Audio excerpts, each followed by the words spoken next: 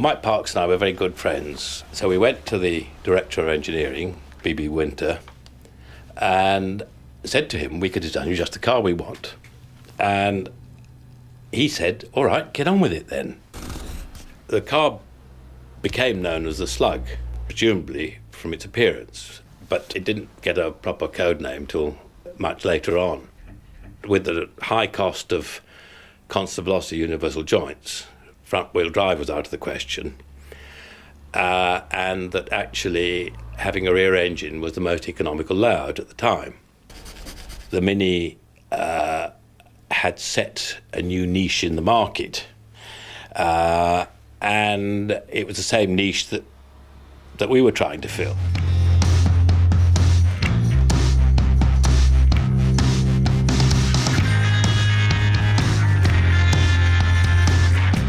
We had a lot of luggage capacity in the front, but people expect to put luggage in the back of a car.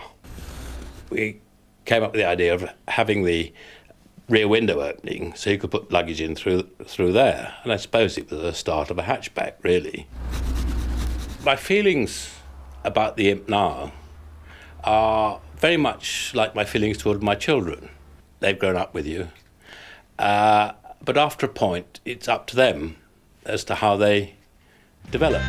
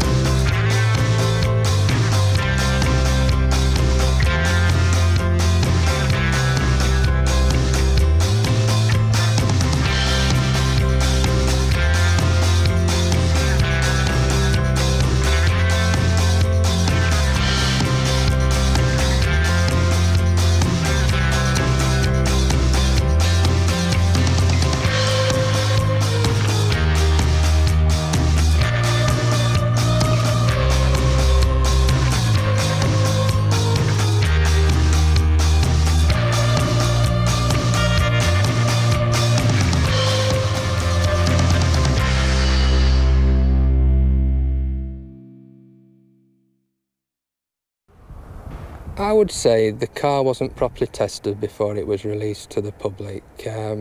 Prince Philip was opening the factory, and really the car wasn't really fully tested to go out on the road before the launch. If they'd given them another 5-6 months, all these modern features that we knew on the Imp at the time, they could have been fully developed, and I don't think we would have had many problems at all. In fact, it would have been a world beater. We had about 20 cars, and each trailer load took about 7. And so the cars were run through one door onto a trailer, and the trailer subsequently was driven out of the factory. A continuous stream of Hillman Imps left the factory on these trailers, but in fact, there were 20-odd cars and 3 trailers. An element of disagreement with the pay systems at Linwood compared with Coventry.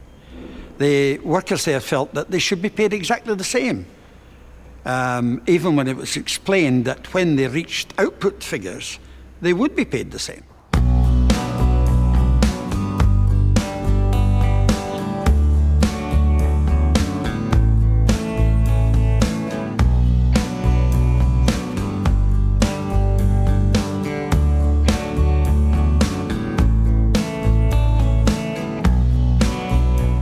There were quite a few all-women's crews in those days, but there were very few, and Norman Garrett saw this, there were very few 6 foot tall, very young, very slight, sort of modelly-looking blondes driving cars.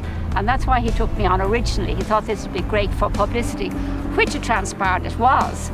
But he actually hadn't reckoned on the fact that maybe I could drive also. When we were at the top coming down, we could just virtually pass anything because it was so nippy and so manageable. It was very, sure-footed. But when you got to the bottom and you had to start going up the far side again, because straight away the lack of power, that's when it came in.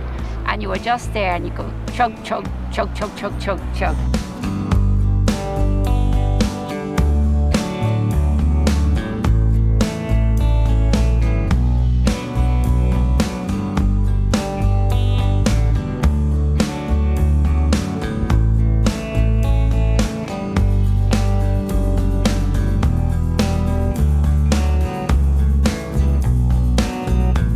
With the closing of the factory, of course, the Hillman Imp was dead, the factory was finished, and there was thousands of people out of work, and to this day are still out of work.